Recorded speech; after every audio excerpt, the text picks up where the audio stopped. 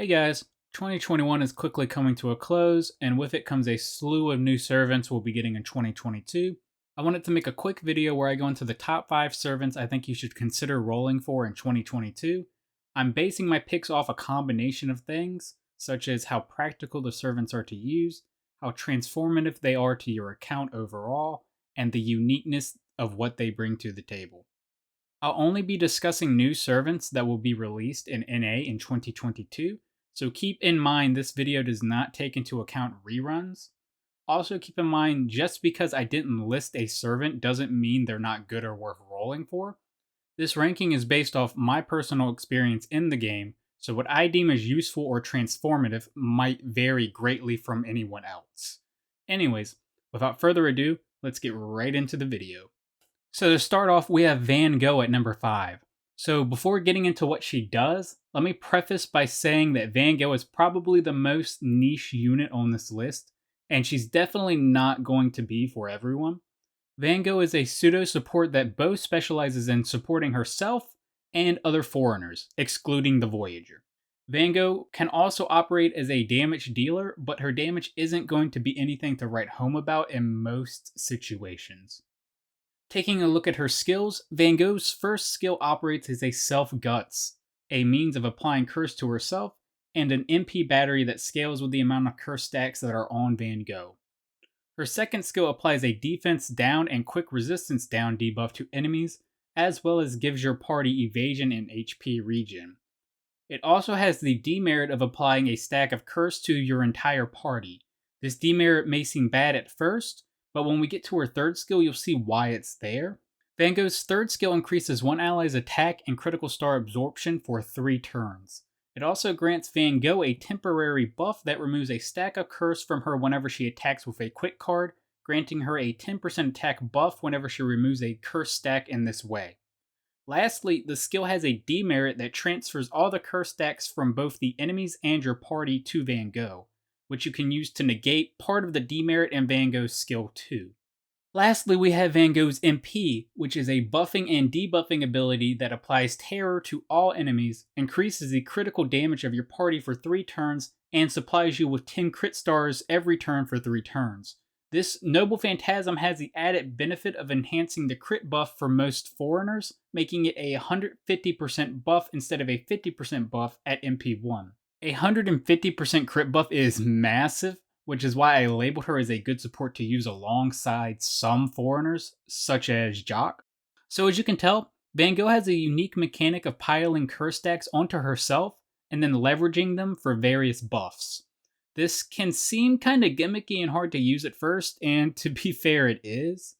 But I've seen it used to really good effect in the past, and she's an extremely fun servant to use. However, Van Gogh probably has the smallest use case out of anyone on this list, which is why I have her listed at number 5. Moving on to number 4, we have Yang. Yang is a single target arts foreigner. She has an insane amount of utility built into her kit, which is even further elevated with the release of Castoria later that year. Taking a look at what Yang actually does, Yang's first skill gives her self-invincibility for 1 turn, 10% MP charge every turn for 3 turns, up to 15 critical stars when she activates the skill, and a 500% chance to taunt male enemies for 1 turn. The first skill alone is enough to make Yang a noteworthy servant, offering her an invuln, MP charge, crit stars, and finally a taunt that will synergize with her third skill when we get to that.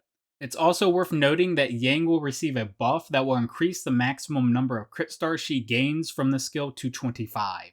Yang's second skill is just as exceptional. One's favorite concubine drains the MP gauge of all the enemies by 1, increasing Yang's MP gauge by 20% per enemy affected by it. It also lowers their defense by 20%.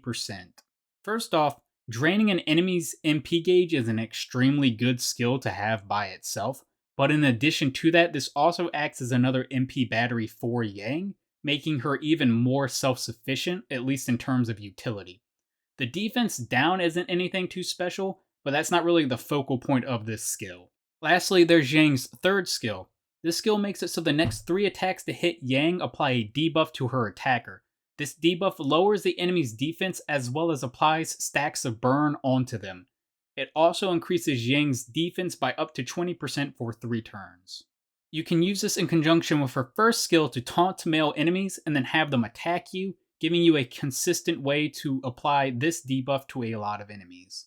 Lastly, we have Yang's MP, which deals damage to a single enemy while also applying burn to them. Yang's MP also deals bonus damage if her target has been afflicted with burn.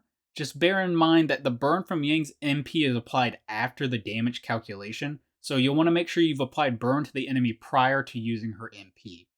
I will say Yang's damage dealing potential is a bit underwhelming pre-Castoria, but once she has Castoria to supplement her damage, Yang's utility causes her to be an exceptional boss killer. The only major drawback is her foreigner typing, but the vast amount of tools she has at her disposal makes up for that for the most part. If you end up getting Yang, there's a CE released in Summer 5 that's pretty much cater-made for her. It's not necessarily the best CE on her in every situation, but it's definitely worth picking up if you really want a good generalist CE for her. It's also one of the few gacha CEs you don't need to MLB for it to be useful, as the passive effect is only increased by 5% when you max limit break it. At number 3 we have Domon. Domon is another support that kind of caters to a smaller pool of servants, but his pool is significantly bigger than that of Van Gogh's, and even outside of his niche, his skills can still offer some decent utility should you need it. Domon's skill 1 reduces the enemy's attack and defense, applies terror and confusion to them, and lastly inflicts them with curse. This is the main skill you would be using Domon for outside of his niche, and it offers a good variety of debuffs you can apply to the enemy. Personally, I wouldn't use him just for this, but if you have a smaller pool of servants to choose from, this can still be really useful. Domon's skill 2 is where his niche really starts to show. His skill 2 grants him a really good self-guts, and increases the critical damage of all your evil and chaotic servants by 50%. It should be noted that the buff to evil and the buff to chaotic servants are 2 entirely different buffs, meaning any servant that falls both in the chaotic category and the evil category will be getting a 100% buff. Domon's last skill is a self-MP battery that also grants an attack up buff to chaotic and evil servants. It also applies curse for 5 turns. It should be noted that the attack buff is treated the same way as his skill 2's crit buff, meaning chaotic evil servants get to double dip on the effect. Finally, there's Domon's MP, which deals damage to all enemies while inflicting curse on them. It also has a chance to insta-kill some enemies. The overcharge effect then increases the amount of damage enemies take from curse stacks by up to 200%.